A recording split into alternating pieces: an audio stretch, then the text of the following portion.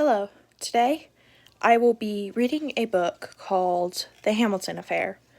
This is Part 1, Love and Revolution, 1768 to 1781.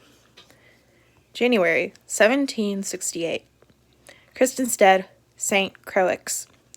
The leader of runaway slaves shall be pinched 3 times with red-hot iron and then hung. Each other runaway slave shall lose 1 leg. Proclamation of the Royal Council, Danish West Indies, 1733. The boy frowned, pressed a folded handkerchief to his nose, and scanned the crowd for the 3rd time. The noxious tang of the Spanish slaver that had sailed into port at daybreak was overpowering. Soldiers stationed themselves every few paces to oversee the offloading of Africans, but blacks still outnumbered whites 10 to 1. Women balancing baskets of green coconuts on their heads wound through the press of laborers going about their usual work alongside the sparkling sea. The dock was crowded. Damn Ajax, Alexander thought. Where had he gone? It could take hours to find the servant, who was probably flirting with a girl when he ought to be rolling a barrel to the store at 34 Company Street. Passerby may have thought Alexander Hamilton unnaturally serious for an 11-year-old, but he had much on his mind and a leaky enterprise to keep afloat. Colored stevedores loading barrels of sugar for North America appeared not to notice the repellent miasma that signaled a long voyage with a packed hold. Neither did the long chain gang of newly arrived Africans, greased for auction, who now stood naked and impassive next to the seawall. One towered above the rest, a tall man whose cheeks bore the ritual scars that marked manhood in another world. But it was the fresh bite of a switch across his temple that drew the eye. Blood had run under the rusty iron collar around his bare throat. They would need to clean that up, Alexander thought, or jeopardize the sale price. A man with 1 leg sat on a nearby barrel repairing a fishing net for his master. Crabs scuttled and clicked inside the wicker basket atop the merchant's table next to him.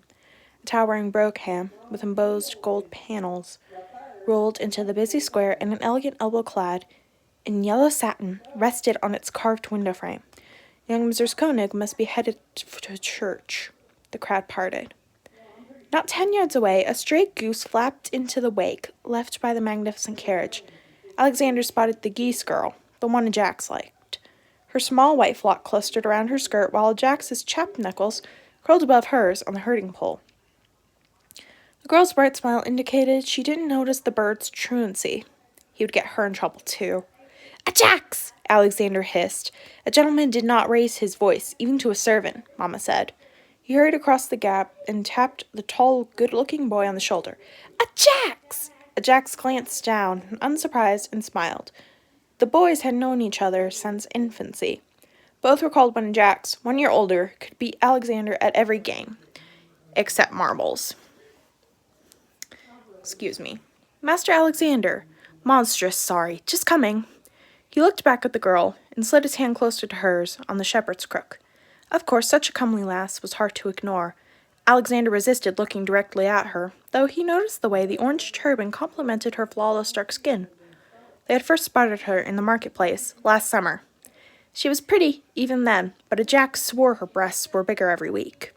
At night, in the dark, the thought of such things had become an exquisite torment. "Mama needs that flower today, not tomorrow," he said to Ajax. He met the slave girl's warm brown eyes for the barest instant.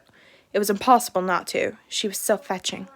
Then looked toward the bird, waddling in the direction of the fort, whose cannon-studded ramparts and dank prison cells protected Kristianstad. "Get the goose," he told Ajax, "then back to the store. The brig sails for Providence on the tide." Alexander turned away to forestall back talk. He could count on Ajax, once in motion, especially when they were in public. Mamma told him he must learn to be a master and give orders, and it had gotten easier, but his old playmate still balked like a billy goat if no one else was watching. And that's all the time I have for today to read The Hamilton Affair, a novel by Elizabeth Cobbs, in a New York bestseller. Bye.